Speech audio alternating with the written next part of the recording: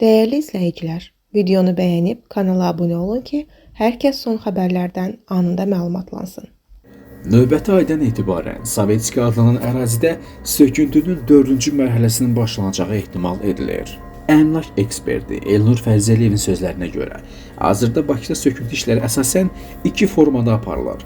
Bunlardan biri torpaqların dövlət ehtiyacları üçün alınması, digəri isə özəl sektor tərəfindən qəzalı vəziyyətdə olan tikililərin sökülərək yeniləri ilə əvəzlənməsidir.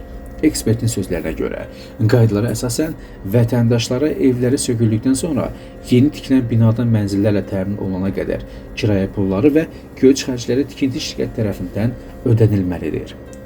O həmçinin əlavə edib ki, baş verəcək söküntü işləri bazara təsirsiz ötüşməyəcək. Qeyd edək ki, söküntü işləri çərçivəsində tarixi memarlıq abidələrinə toxunulmayacaq.